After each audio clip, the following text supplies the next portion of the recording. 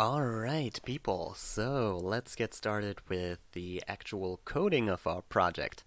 And before we start, let me get a couple of things out of the way. Um, you can see that I'm using Windows here. Usually I prefer to develop on a Linux environment, but because of the screen capturing software, I'm staying on Windows here. However, you can also see that I'm using this special kind of console here, which is the Git Bash console. So basically what I can do is use Linux commands right here in Windows to, create folders, run programs, and so forth. So you will be able to follow along on either one of those two platforms. Um, Having said that, on my development platform, I've already installed Python 3 and pip. If you don't have that installed yet, I suggest you go ahead and do that. This video is not going to cover how to install Python, or pip for that matter. I might do a tutorial on this later, but you can also find that online. It's fairly simple and straightforward. What we're going to do here today are three different things. Number one is we're going to have a look at the environment that we need. We're going to create a Python virtual environment. And then secondly, we're going to actually design the endpoint in Flask. And then at the third part, we're going to test what we've done with two different methods. So let's get right started. The first thing that I like to do when I start a new project, of course, is to create a folder for it. So later on we can also commit it to GitHub. I will get into that probably in another tutorial, but that's for version controlling purposes. So you can already see here, actually, before I was already testing a little bit what we're doing during this video. So let's make a new directory and we'll call it Witcher Monster Glossary. And then we'll change directory to the Witcher Monster Glossary. So, as I mentioned, the first thing that we're going to do is we're going to create a Python virtual environment. This will allow us for all of the packages that we're going to install, such as Flask, to remain within this virtual environment, and we're not going to install it globally on our complete development machine. Right? Creating these is actually pretty straightforward. What we're going to do is we're going to punch in Python m venv, that's for virtual environment, and then we're going to give our environment a name. I'm just going to call it Witcher env. Right? And it's going to process a little bit. It's going to create this environment for us, and what it's going to do is it's going to give us a new folder within our current project folder. I can actually show you this right here. We have created the Witcher env folder. And what we need this for is we need it for the activation of our virtual environment. So what we're going to do is we're going to punch in source, then the folder we just created, scripts, and activate. In case you're wondering what I'm doing here to autocomplete the words, I'm just going to put in the first couple of letters, and then I hit tab, and if it finds only one file or folder that starts with the letters that I punched in, it will autocomplete it for me. Makes your life a little easier. Alright, so let's activate this environment, and you'll see once I hit enter that now we have parentheses Witcher environment right up here, meaning we're now in the virtual environment that we just created. And, well, we're going to need Flask eventually, right? So now that we're in the console already, let's install Flask using pip. So I'm going to pip install Flask into our virtual environment that we just created. And you can see it's installing Flask here, including all of its dependencies, such as Workzoik, which it is based on. You can see that here. And for the tutorial that we're doing today, for just creating one simple endpoint, that's all of the packages that we're going to need.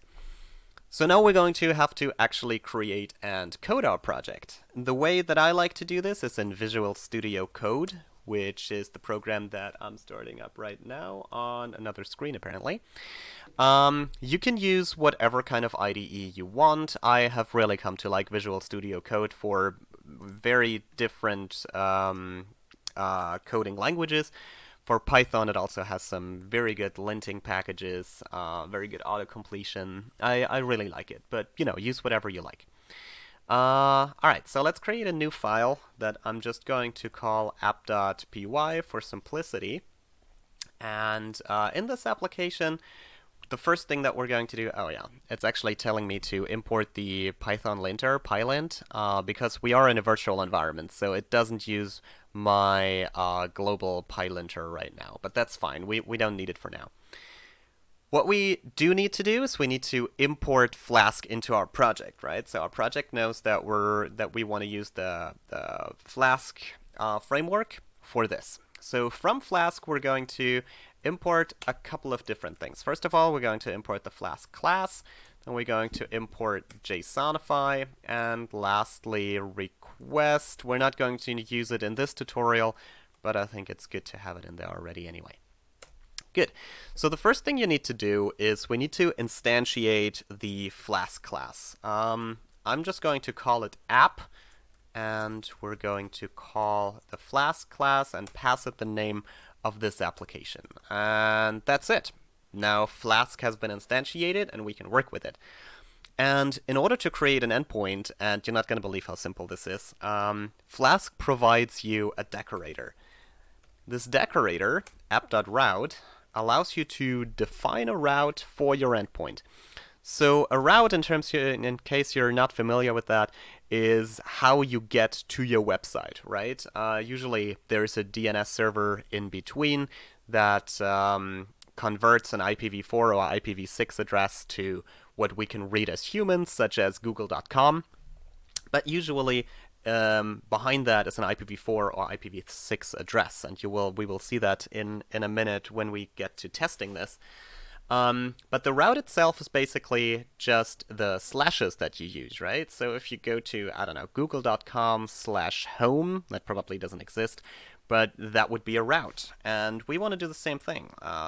We want to use, for testing purposes, we want to create a /home route where the user can go and they're welcomed by a nice little greeting. And in order to make this more secure, we're going to also define the methods that can be used. And we'll say that you can only use a get method on this route.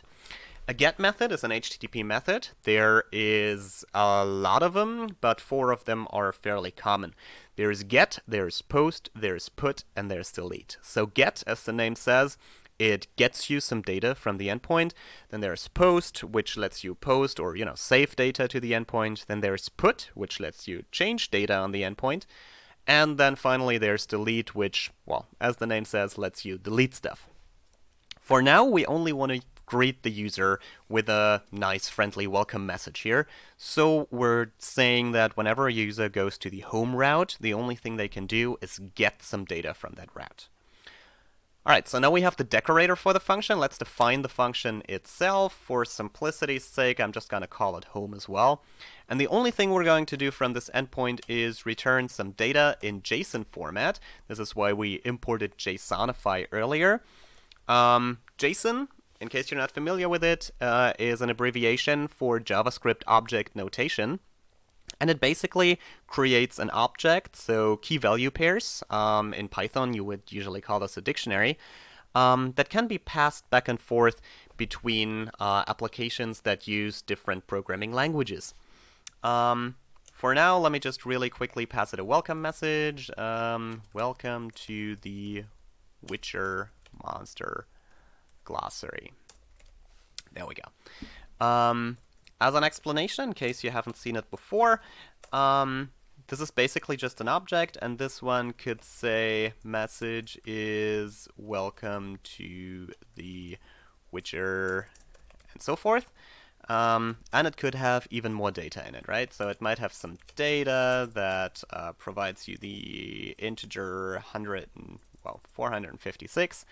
And it might have a JSON web token that's like some weird token, whatever. So this is a way of passing data from one application to another, and it's very popular in web programming. This is why we're using JSON here as well. And JSON is also a way to talk to the endpoint. there are also other forms, just like HTTP forms that you can use. We will get into the different options at a later point. So this is literally all you need to do in order to create a very simple endpoint. Now, in order to, when we start up the application here, we want Flask to run, and Flask comes with its own WSGI server, which is a development server, and in order to start running, when we initiate this application, we will tell Python that if the name of the application is main, so if this is the application that was actually run by Python as opposed to the app.py being imported in another Python module, then what it's going to do is it's going to run the app. And you remember, app is just the instantiation of the Flask class here. And that's it. That's all the code we're going to need for today in order to be able to run this. So let's go back to our console here, and we can try to run this by just saying python app.py, and wait, am I in the wrong? Witcher monster glossary.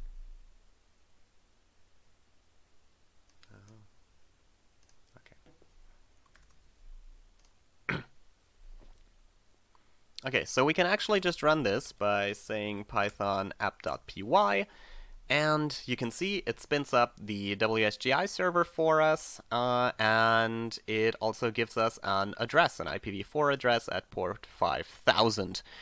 But you can also see we're still in environment production here, and the debug mode is off. There are two things that usually you wouldn't want while you're developing, right? So let's remedy that.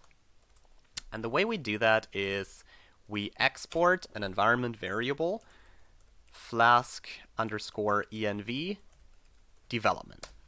And now Flask, when we run it again, Flask run, Flask will know that we're in the development environment, and you can see that the debug mode is on, we're in development, and this has a couple of benefits. Number one, if we change something in the backend code, so let's remove the word glossary from here and save it, Control S.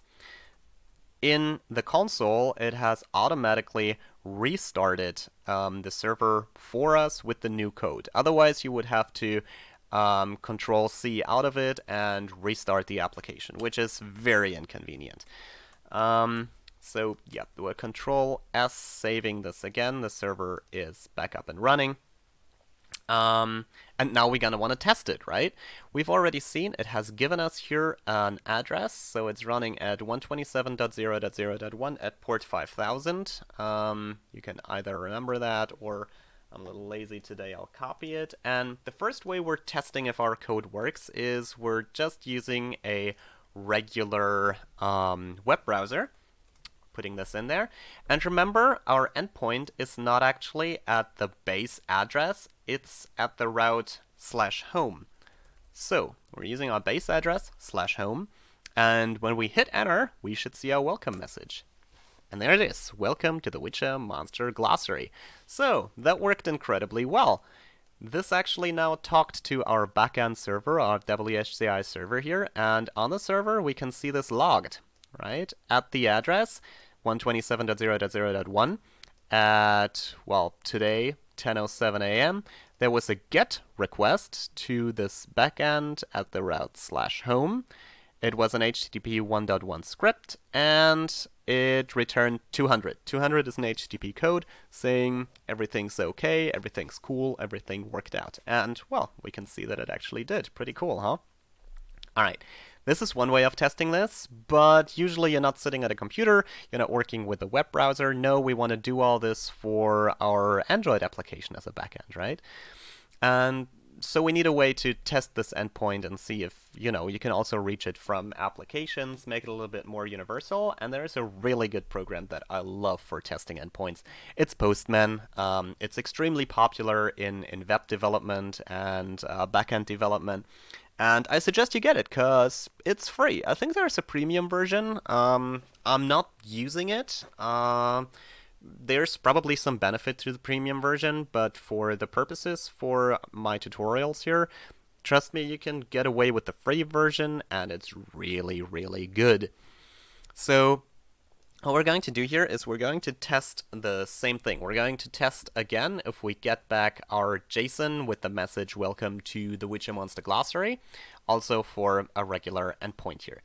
Good. So the first thing you will do is you define the HTTP method, right? We've already talked about get, post, put, and delete. We said the only method we're accepting on this endpoint is get. So we're trying to get to, that was just the 200. Actually, we're trying to get to, what's our base address, 127.0.0.1 at port 5000, and our route is /home. So when we do this, and yeah, you can see it already worked once. Of course, I'm testing all my code before I'm doing these tutorials. Come on. So when I hit send, there we go. It immediately gives me the message that we created here. And you can see it's in JSON format, and this is what it returns to me. So now we've tested this in two ways. We're fairly certain that our code works well. And actually, this is all it really takes. Technically, we could now go into Android Studio and spin up an Android application and have one button in this Android application that says click me, and when you click on it, our Android application goes out to this endpoint we just created on our WSGI development server, and it would go to the route /home and would say, hey, do you have anything to give me?